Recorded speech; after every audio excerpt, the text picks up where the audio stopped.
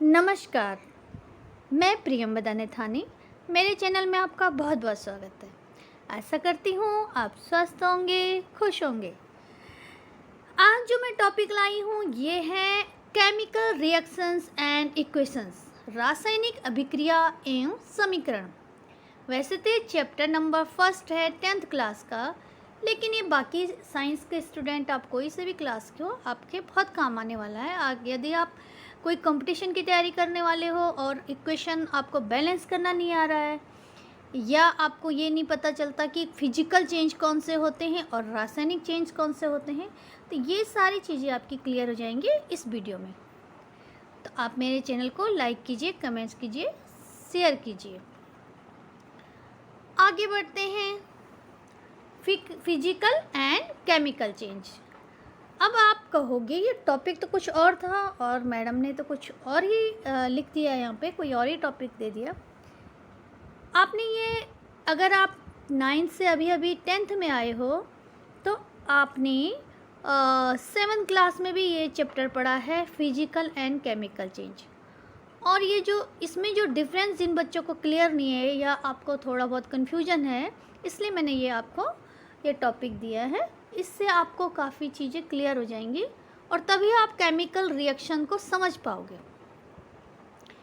तो सबसे पहले इस चैप्टर को समझने से पहले आपको ये बात पता होनी चाहिए कि फिजिकल चेंज क्या होता है, केमिकल चेंज क्या होता है।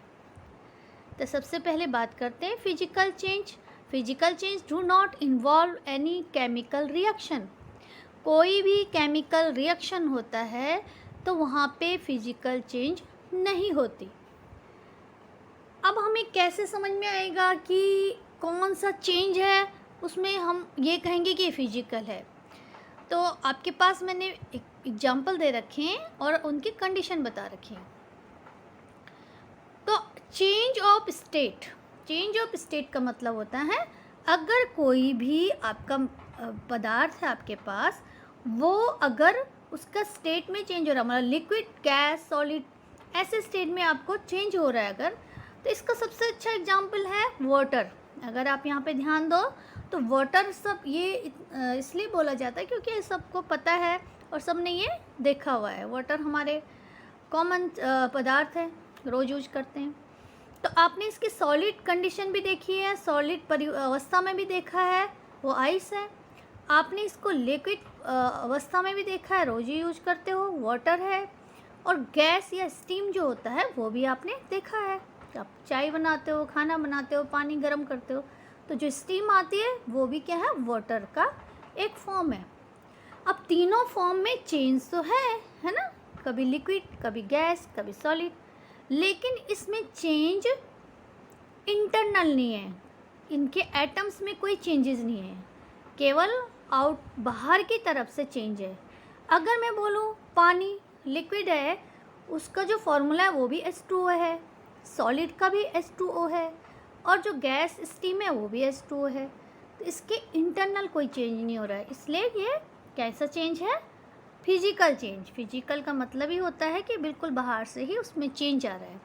इसके अलावा सेपरेशन ऑफ अ मिक्सचर, आपने ये चैप्टर ये भी पढ़ा हुआ है 7th या 6th में क्लास में आपने पढ़ा हुआ कि किस तरीके से हम डिफरेंट मटेरियल्स को सेपरेट कर सकते हैं। बहुत इसके अलग अलग मेथड होते हैं सेपरेट करने के। तो ये भी क्या, कौन सा मेथड, ये कौन सा चेंज, अगर आप किसी दो पदार्थों को अलग कर सकते हो, सेपरेट कर सकते हो फिजिकल मेथड से, तो वो भी कौन सा चेंज है, फिजिकल चेंज है। ठीक। फिजिकल डिफॉर्मेशन माने होता है कि अगर हमने कोई, हमारे पास सपोज एक पेपर है, उसके हमने कई पीस कर लिए, है ना, तो वो डिफॉर्मेशन, मतलब, लेकिन आप डिफॉर्मेशन तो है, लेकिन आप ये सोचो जो एक पेपर था बड़ा वाला, है ना, और एक बिल्कुल छोटा पीस कर दिया आपने उसी पेपर का, वो दोनों को आप पेपर ही कहते हो ना, उसके आकार में चेंज आया, लेकिन उसके जो उसका नाम भी पेपर था, इसका नाम भी पेपर है, उसमें तो कोई चेंज नहीं आया, है ना। तो ये आपका क्या है, बाहरी जो परिवर्तन होता है वो होता है फिजिकल चेंज। इसी तरीके से आपको पिक्चर में भी दिख रहा होगा, जैसे आइसक्रीम मेल्ट हो रही है तो उसमें इसका स्टेट क्या हो रहा है, चेंज हो रहा है ना, सॉलिड से लिक्विड हो रहा है, बॉइलिंग में स्टीम हो रहा है। आपका देखो टमाटो क्या हो रहा है, टमाटो को चॉप किया जा रहा है। तो इस तरीके से इनकी जो कंडीशन है वो चेंज हो रही है, ठीक है। वो टमाटर अगर आप पीस दो उसको, चाहे मिक्सी में भी पीस दो, फिर भी आप टमाटो कहोगे ना उसे, या पूरा है, एक पूरा टमाटो है फिर वो टमाटो होगा। तो ये जो आपके चेंजेज हैं ये कौन से, फिजिकल चेंजेज। मेकिंग सॉल्यूशन, अब मेकिंग सॉल्यूशन क्या होता है, जैसे कि आपने वाटर में क्या मिला दिया, शुगर मिला लिया, चीनी मिला ली थोड़ी, या नमक मिला लिया, दोनों में से कुछ भी। तो आप कहोगे अब तो ये चेंज हो गया इसमें, है ना, शुगर बिल्कुल हमें दिख भी नहीं रहा है। लेकिन ये भी फिजिकल चेंज है। कैसे, हम वाटर और शुगर को अगर हमने किसी ग्लास में मिला रखा है तो हम उसको सेपरेट भी कर सकते हैं, वेपरेशन के द्वारा कर सकते हैं ना। इसलिए ये कौन सा चेंज हो गया, फिजिकल चेंज। तो इन सब एग्जाम्पल से आपको समझ में आ गया होगा फिजिकल चेंज क्या है, ठीक है। अब आगे बढ़ते हैं हम केमिकल चेंज। केमिकल चेंज क्या होता है, chemical change to involve any chemical reaction. किसी भी केमिकल रिएक्शन में कौन से चेंज होते हैं, केमिकल चेंज होता है।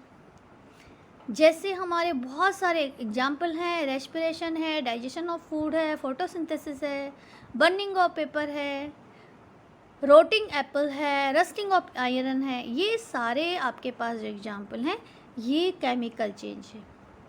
अगर हम देखेंगे कि इन चेंज में अगर आप डाइजेशन ऑफ फूड में देखो या रेस्पिरेशन में देखो तो इसमें क्या जो चेंज हो रहा है, अगर हम ऑक्सीजन अंदर लेते हैं रेस्पिरेशन में, आपको पता है इनहेल करते हैं, तो वो बाहर कैसे आता है, CO2 के फॉर्म में आता है, एकदम चेंज हो गया ना।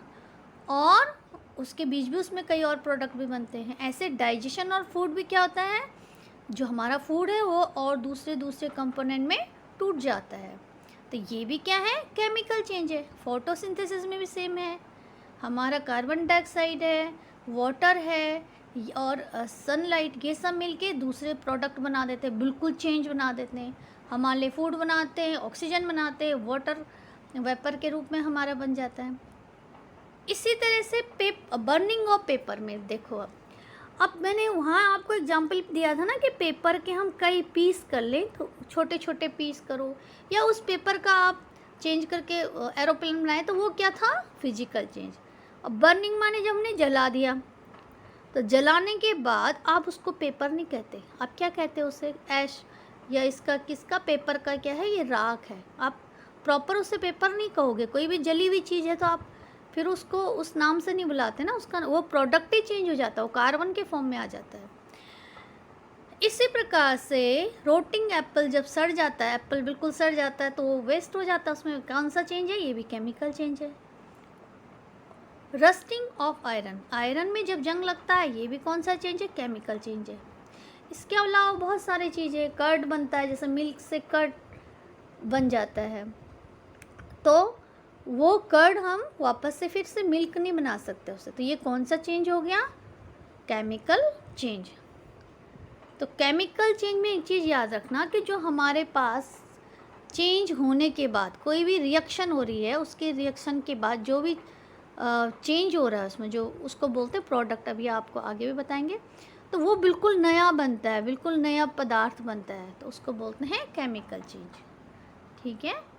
अगला है आपका, जो अब आते हैं आपके ये जो चैप्टर है, इसके मेन चैप्टर पे आ जाते हैं। तो सबसे पहले आपको बताया जाएगा केमिकल रिएक्शन। तो केमिकल रिएक्शन क्या होता है, इस हिंदी में बोलते हैं इसे रासायनिक अभिक्रिया। तो रासायनिक अभिक्रिया क्या चीज़ है, हम इसे कैसे समझेंगे, देखिए। तो रिएक्शंस और change is a process in which one or more substance, also called reactions, are called reactant, are convert two or more different substance known as products. तो ये कह रहा है कि अगर केमिकल चेंज को क्या कहेंगे, पहले तो जो केमिकल रिएक्शन है, रिएक्शन को ही चेंज कहते हैं। रिएक्शन माने कुछ चेंज आ गया, कुछ परिवर्तन आ गया उसमें। तो जो रिएक्शन है हमारी केमिकल रिएक्शन, वो कौन सी प्रोसेस है? वो एक ऐसी प्रोसेस है जिसमें एक या एक से ज़्यादा रिएक्टेंट, जिसमें इस रिएक्शन में जो भाग ले रहा है वो कन्वर्ट हो जाते हैं, वो चेंज हो जाते हैं, वो परिवर्तित हो जाते हैं। किसमें? टू और मोर डिफरेंट सब्सटेंस, दो या दो से अधिक सब्सटेंस में चेंज हो जाते हैं। इनको क्या कहते हैं? प्रोडक्ट। तो जो रिएक्टेंट है वो केमिकल रिएक्शन के बाद किस में चेंज हो जाते हैं? प्रोडक्ट में। तो यही क्या है? हमारी केमिकल रिएक्शन। या हम ये भी कह सकते हैं a change in which one और मोर केमिकल एलिमेंट्स और कंपाउंड्स फॉर्म न्यू कंपाउंड्स। तो हमारे पास अगर कोई भी केमिकल या एलिमेंट्स हो या कंपाउंड हो, एक या एक से अधिक हो, और वो क्या बनाता है? एक नया कंपाउंड बनाता है, तो हम क्या कहेंगे? ये केमिकल रिएक्शन है। क्लियर हो गया आपको? अब इसमें आपको सबसे इम्पॉर्टेंट बात क्या याद रखनी है कि it can't be reverse by physical method. जो ये चेंज आ जाता है, मान लो हमारा मिल्क है वो कर्ड में चेंज हो गया, तो वो जो कर्ड है वो वापस हम मिल्क नहीं बना सकते किसी भी मेथड से। कोई भी मेथड है हम उसे रिवर्स नहीं कर सकते। तो ये सबसे इम्पॉर्टेंट चीज़ आपको लर्न करनी है। जबकि फिजिकल चेंज में पॉसिबल होता है, रिवर्स भी हो सकता है, वो अधिकतर होते हैं उसमें।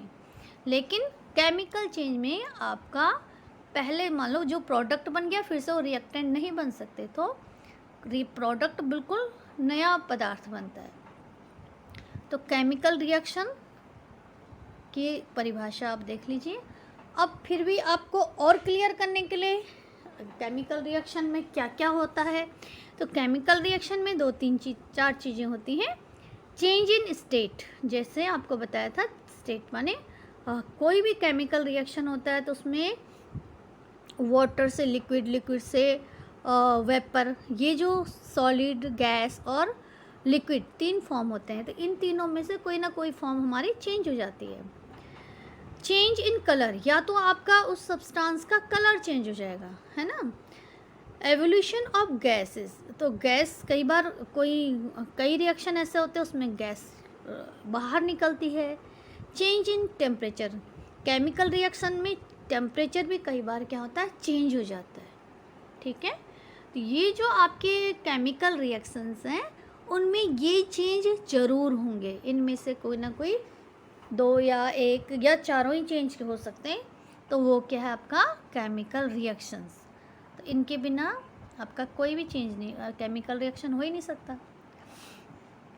अब आपको सबसे इम्पॉर्टेंट बात है, chemical reaction happens our daily life.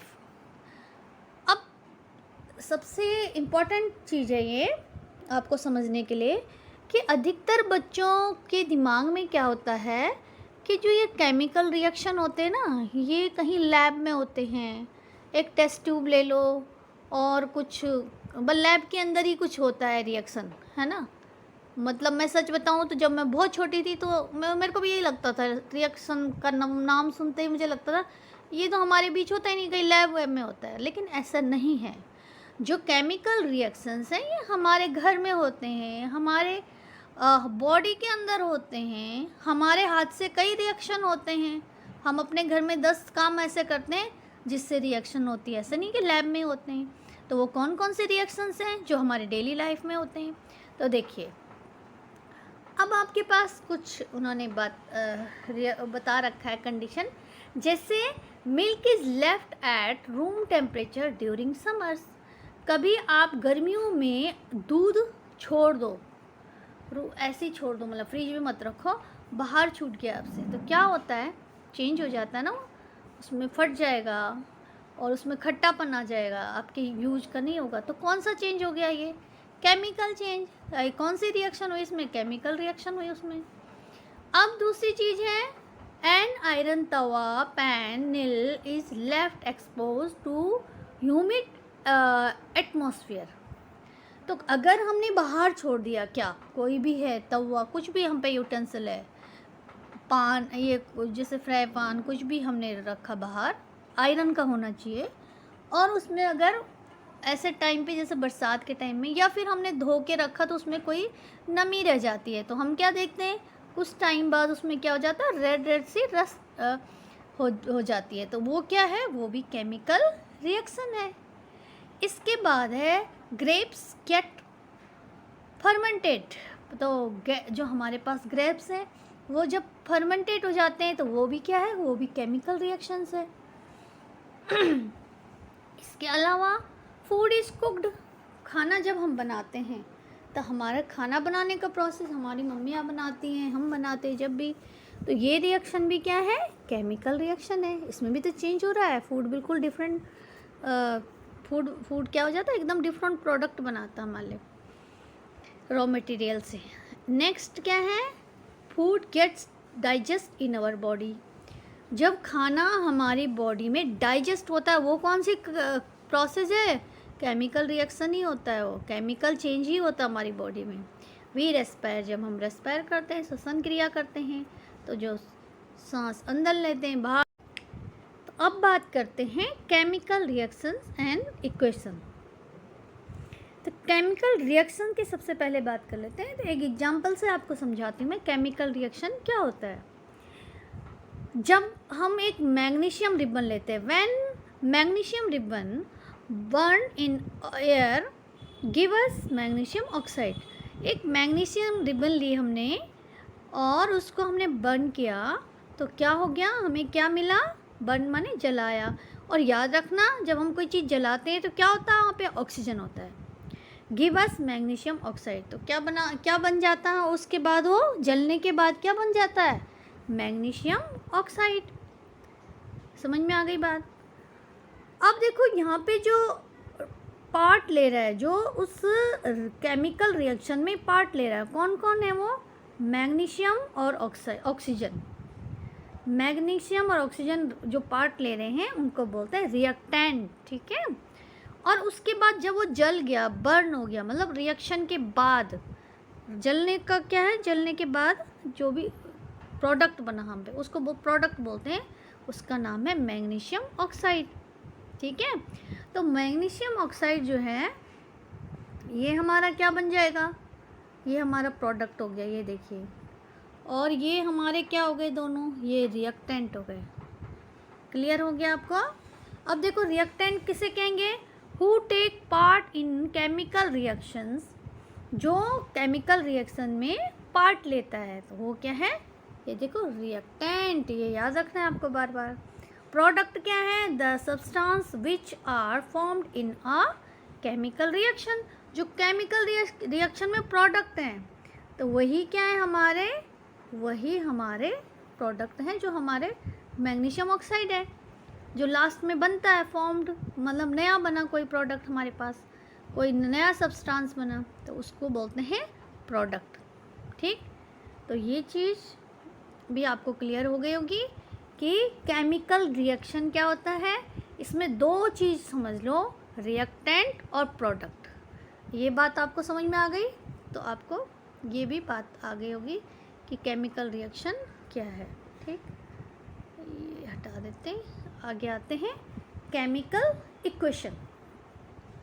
अब देखिए केमिकल इक्वेशन क्या होता है, केमिकल रिएक्शन आपको समझ में आ गया। Chemical equation is the symbolic representation of chemical reaction, chemical equation product with mention of physical state.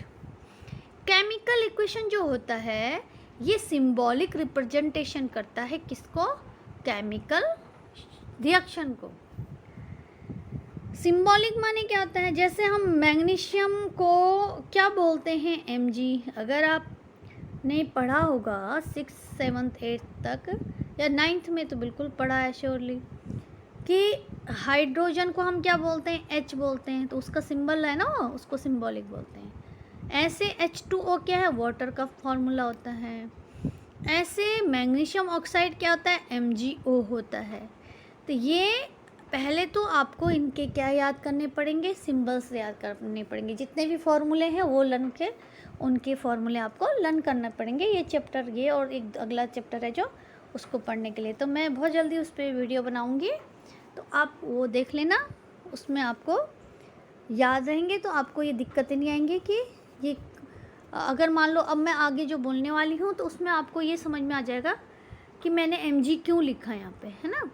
तो शॉर्टकट आप ये समझो कि सिंबॉलिक मतलब शॉर्टकट रूप में हम किसी बात को ये केमिस्ट्री में संक्षिप्त रूप में, शॉर्ट में लिखने में, जल्दी लिखने के लिए जो हमने एक मेथड अपनाया हुआ है वही केमिकल इक्वेशन है ना।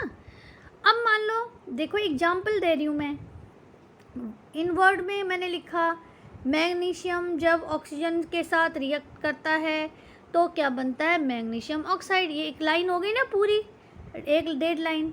उसको हमने क्या कर दिया, जब मैंने इक्वेशंस में लिखा तो मैंने क्या लिखा, आपको दिख रहा होगा कि mg, क्या लिखा, ये देखो mg।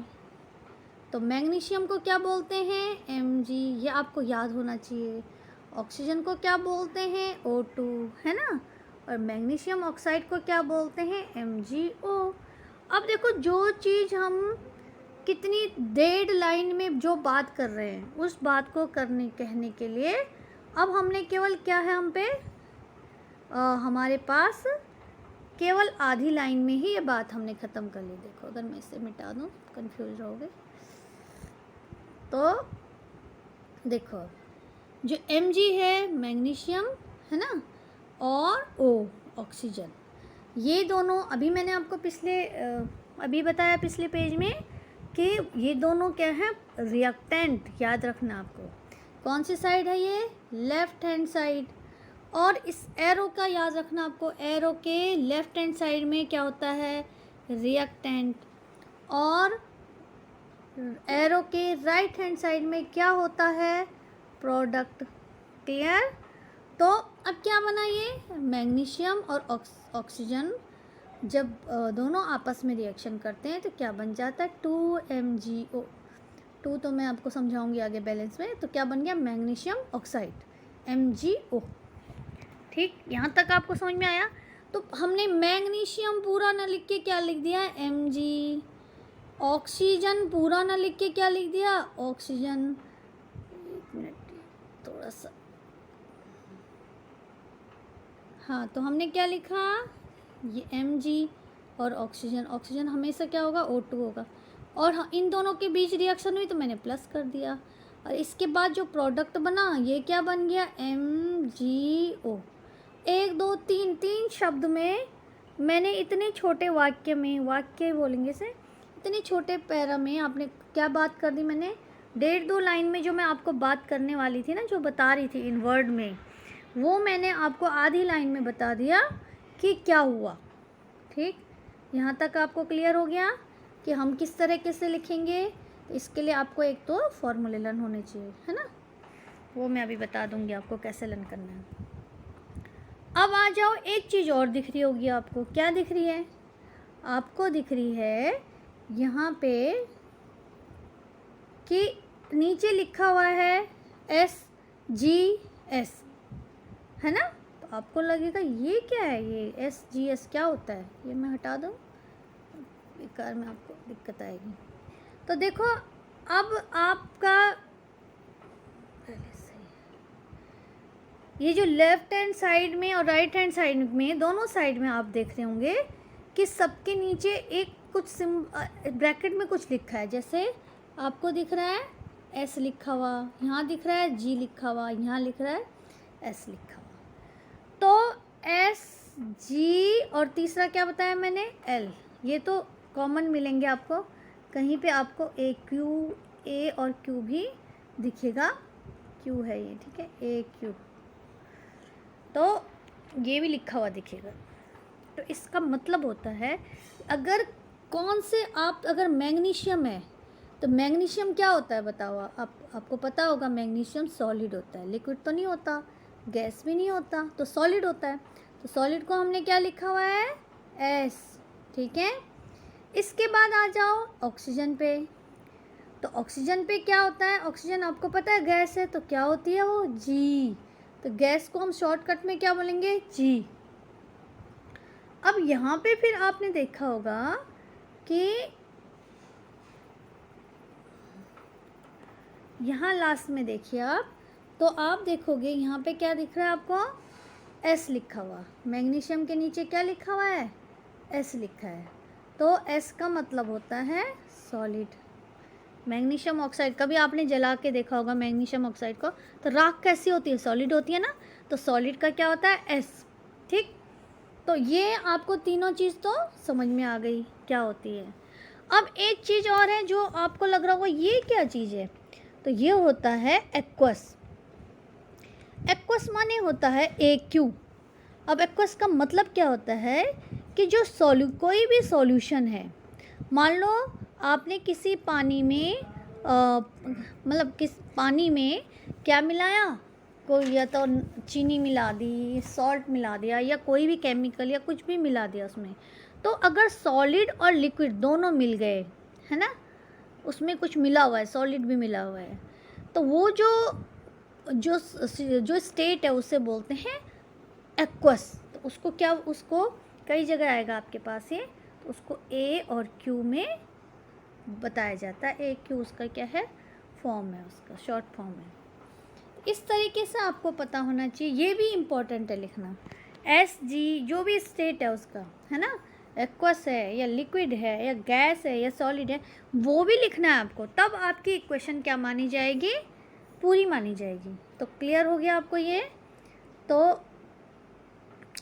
अब फिर से देख लीजिए केमिकल इक्वेशन क्या है, एक बार फिर से रिवीजन करा दूं आपकी।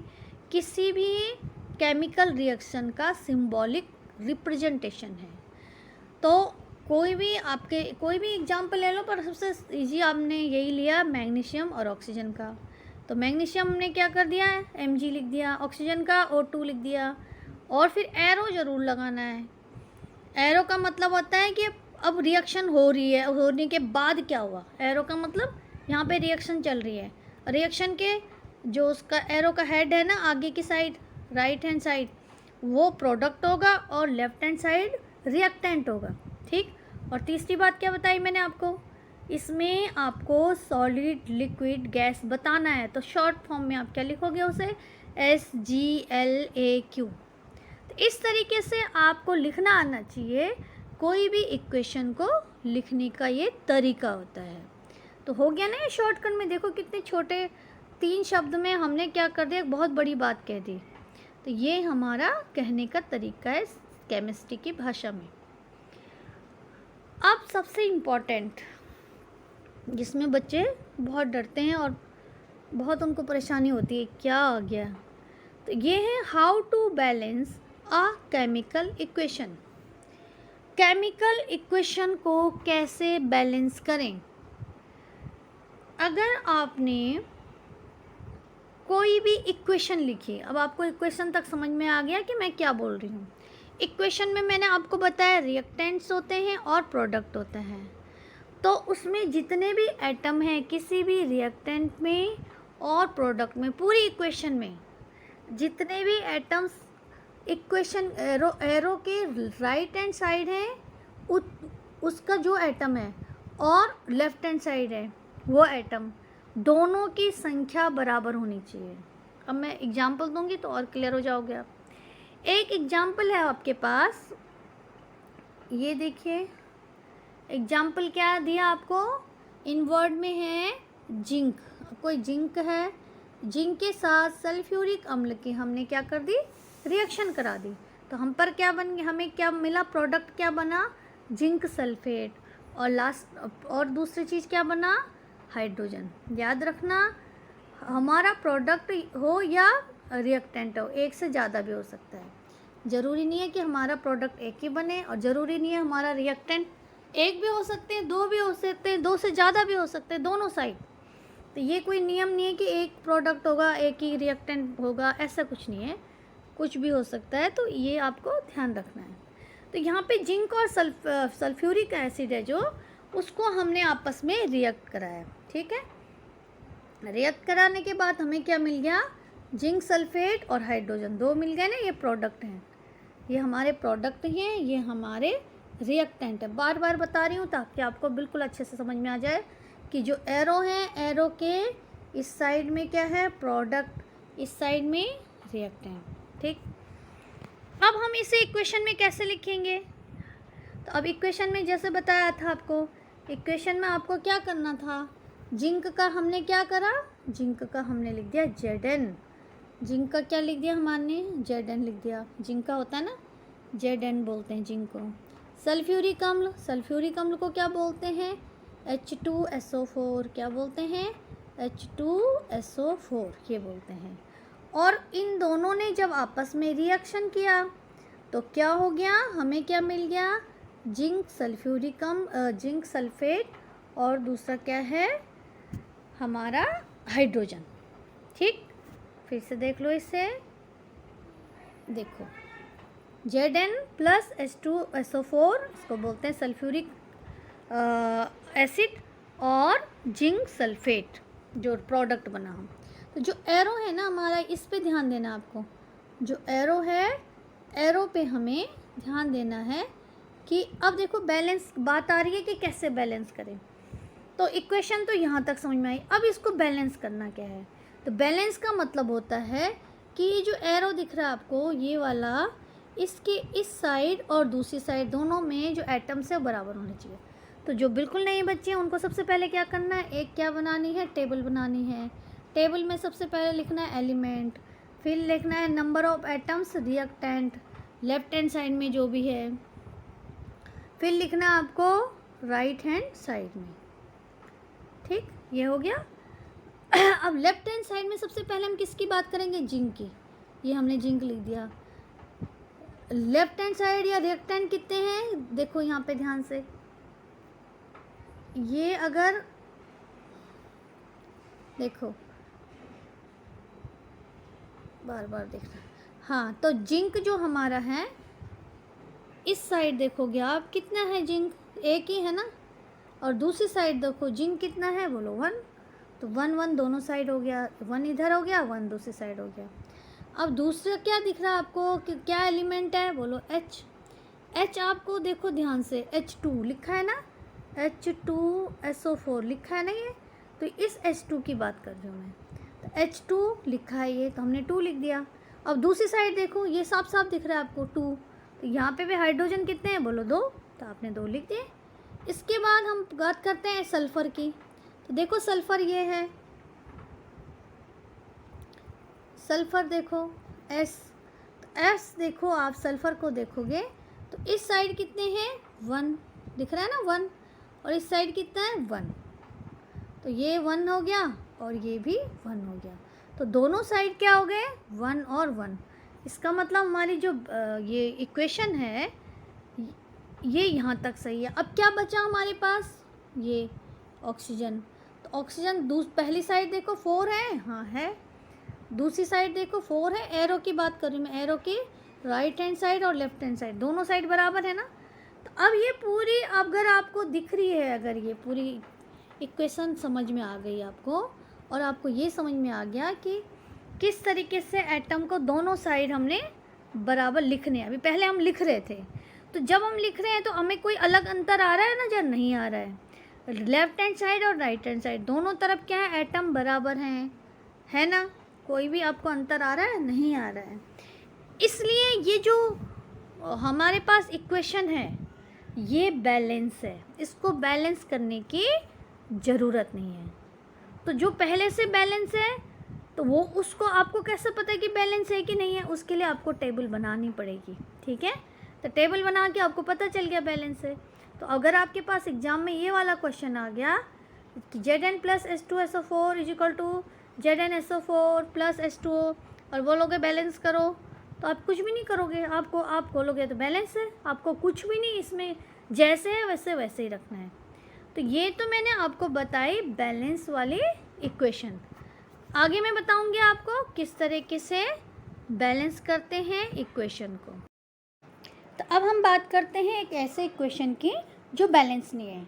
तो बिल्कुल जो न्यू बच्चे हैं उनको कैसे पता चलेगा कि हमारी जो इक्वेशन है वो बैलेंस है या नहीं है। तो इसके लिए हम चलो एक एग्जांपल ले लेते हैं, इससे आपको पता चलेगा। तो एक एग्जांपल लिया मैंने, आयरन जब वाटर के साथ रिएक्शन करता है तो प्रोडक्ट बनाता है फेरिक ऑक्साइड और हाइड्रोजन। ठीक है, तो ये आपके साथ, अब मैंने उसको इक्वेशन के रूप में कैसे लिखा, आयरन माने Fe और वाटर माने H2O, और हमारा जो फेरिक ऑक्साइड है उसको बोलते हैं Fe3O4। ये आपको फॉर्मूले भी याद करने पड़ेंगे, और प्लस H2 माने हाइड्रोजन। तो हमारा जो रिएक्टेंट माने जो हमारे अभिक्रिया में भाग लेने वाले, जो अभिकारक हिंदी में बोलते हैं उन्हें, वो हैं Fe और H2O, और जो हमारे प्रोडक्ट या उत्पाद बने वो क्या हैं, Fe3O4 प्लस H2O, हाइड्रोजन और फेरिक ऑक्साइड बना। इतना आपको क्लियर हो गया।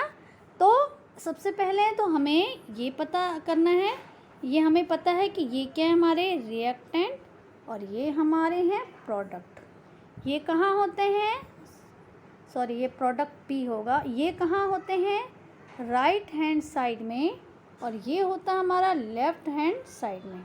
यहाँ तक क्लियर। अब बात करते हैं कि हमें कैसे पता चलेगा ये बैलेंस है जो इक्वेशन है या नहीं बैलेंस है। इसके लिए आप एक टेबल बनाइए। टेबल बनाने में हमें क्या दिखता है, देखो सबसे पहले आपको क्या दिख रहा है, इसमें कितने एलिमेंट्स हैं। तो हमें दोनों जगह क्या दिख रहा है, आयरन दिख रहा है, लिख दिया हमने आयरन। फिर हमें दोनों जगह और क्या दिख रहा है, हाइड्रोजन दिख रहा है, ये हाइड्रोजन लिख दिया हमने, है ना, ये देखिए। फिर हमें क्या दिखा, ऑक्सीजन, ये देखिए ऑक्सीजन, हमने ये ऑक्सीजन भी लिख दिया। सबसे पहली चीज़ कर लें। अब ये हटा देते हैं, आप कंफ्यूज हो जाओगे। अब सेकंड हमने क्या करना है कि हमें अब सबसे पहले जो हमारा मेन स्ट्रक्चर है, जो हमारा स्केलेटन है हमारे जो इक्वेशन के, उसको जैसा है ना, बिल्कुल कोई छेड़छाड़ नहीं करनी। पहले जैसा हम पे मिला हुआ है उसके बाहर एक ब्रैकेट में बंद कर दो उन्हें, जैसे मैंने किया ना, ऐसे उन्हें ब्रैकेट में बंद कर लो।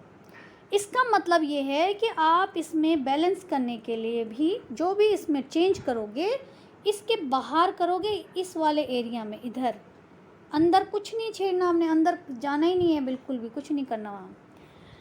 तो अब बात करते हैं कि हमारे पास लेफ्ट हैंड साइड में कितने, या रिएक्टेंट बोलेंगे हम, उनमें आयरन कितना। सबसे पहले आयरन की बात करेंगे। तो देखो लेफ्ट हैंड साइड में आयरन कितना, 1, तो हमने 1 लिख दिया। उसके बाद लेफ्ट हैंड साइड में हाइड्रोजन कितना है, 2, ये देखो 2, हमने 2 लिख दिया। फिर हमारे पास ऑक्सीजन क्या है, बोलो 1, तो हमने 1 लिख दिया। ठीक, तो 1 2 1 है हम पे ये इधर साइड, लेफ्ट हैंड साइड। अब आ जाते हैं प्रोडक्ट वाले साइड में। ये Fe कितना है, 3। अब देखो ध्यान से देखो, हाइड्रोजन कितना है, देखो ये वाला, ये हाइड्रोजन 2 है, और ऑक्सीजन देखो ये वाला, ये पोर्शन देखो कितना है, ये 4। ठीक, तो ये भी हमें पता चल गया। अब ध्यान से देखो, ये 1 है, ये 3 है, तो इनबैलेंस है, बैलेंस नहीं है। ये 2 है, ये 2 है, ये बैलेंस है। ये 1 है, ये 4 है, ये इनबैलेंस है। लेकिन टोटल हमारा क्या है, ये इक्वेशन इनबैलेंस है ना। तो यही तो हमें बैलेंस करना है। अब किस तरीके से हम बैलेंस करेंगे, तो यही हमें अभी चेक करना है। अब हम क्या करेंगे कि हमें बैलेंस हो जाएगी। तो देखो इसके लिए हम सबसे पहले करेंगे, अब हम ये चेक करेंगे इनबैलेंस सबसे ज़्यादा कौन सी बात, देखो ये Fe है। Fe की बात करेंगे, Fe माने आयरन, इधर है 3, इधर हम पे 1 है, तो 1 से मल्टीप्लाई 3 कर दो, कितना हो जाता है, 3 हो जाता है। तो हमने कितना लिख दिया, 3 कर दिया यहाँ पे।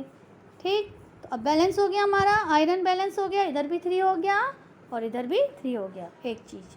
अब क्या बचा हम पे, ऑक्सीजन। अब ऑक्सीजन पे आ जाओ, इधर 4 है, इधर 1 है, तो क्या करेंगे, इधर माने लेफ्ट हैंड साइड, रिएक्टेंट की साइड हम पे 1 है, तो क्या करेंगे कि 1 हमारे पास 4 हो जाए, तो इसको भी सेम ऐसे ही करना है, 1 मल्टीप्लाई 4। तो हमने क्या कर दिया, यहाँ पे 4 कर दिया।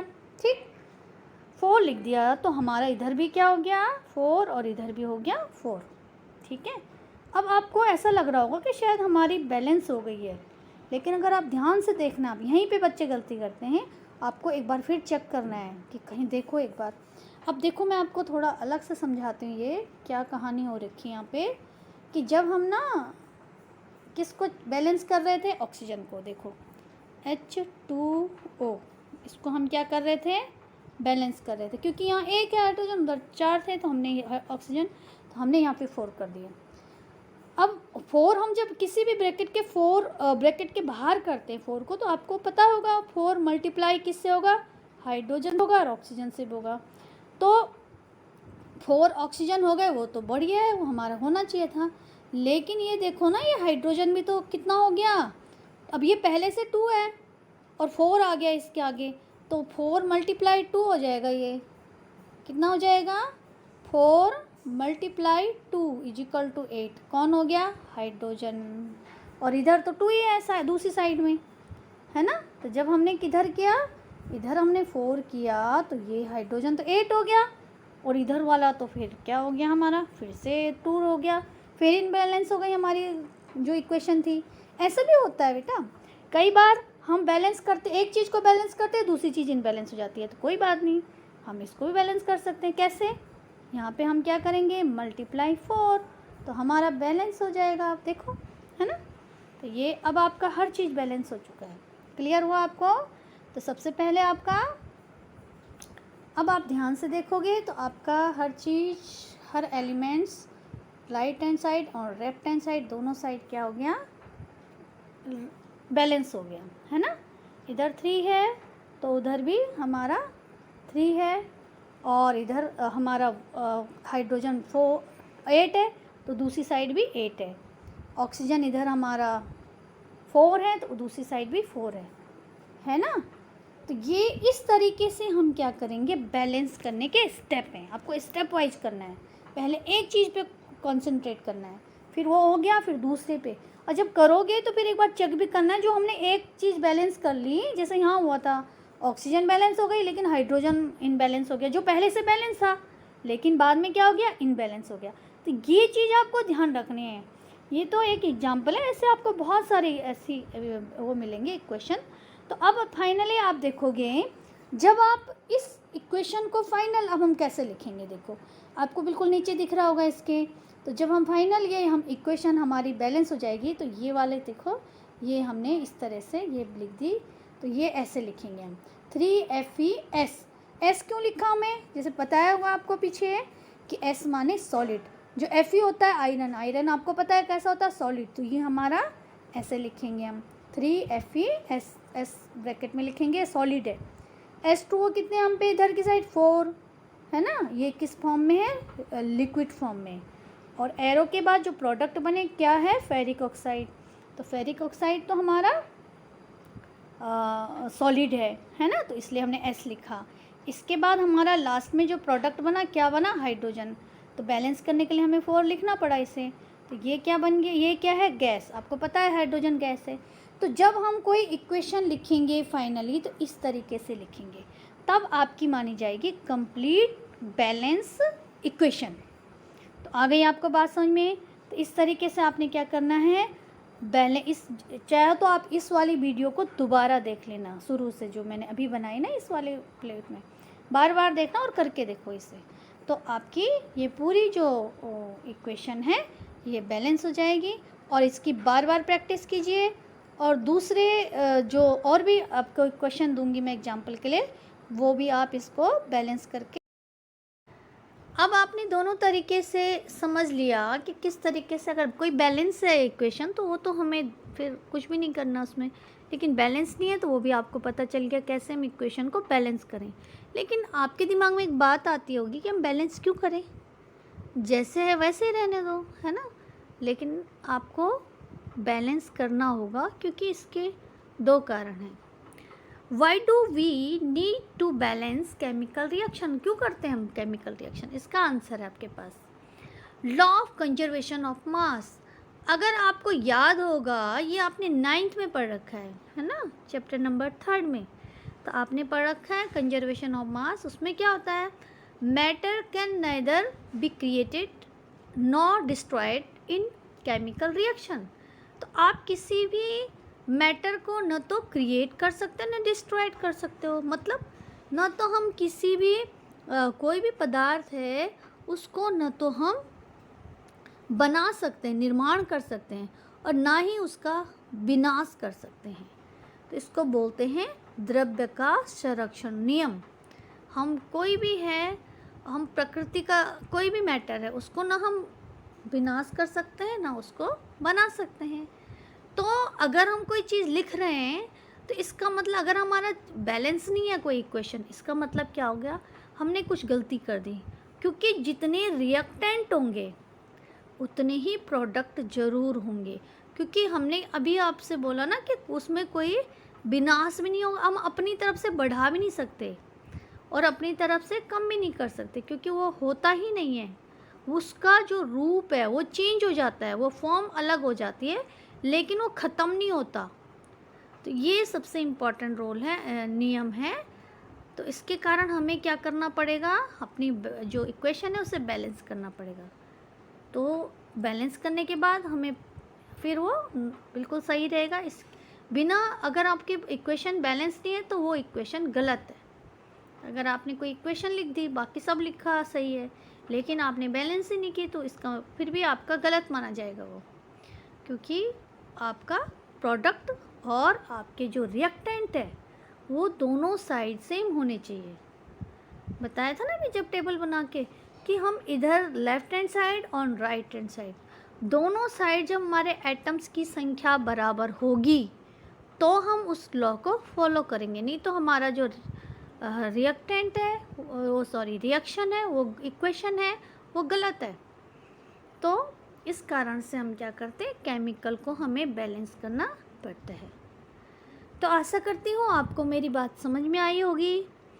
इसके आगे ये चैप्टर में आगे भी वीडियो बना रखा मैंने, अभी सेंड करूँगी, तो उसको भी आप ज़रूर देखिएगा। इससे आगे आप देखोगे कि कितने टाइप्स की रिएक्शंस होती हैं और उसके एग्जाम्पल क्या क्या हैं और किस तरीके से आपको वो लर्न करने हैं। तो आगे नेक्स्ट वीडियो भी ज़रूर देखिएगा। धन्यवाद।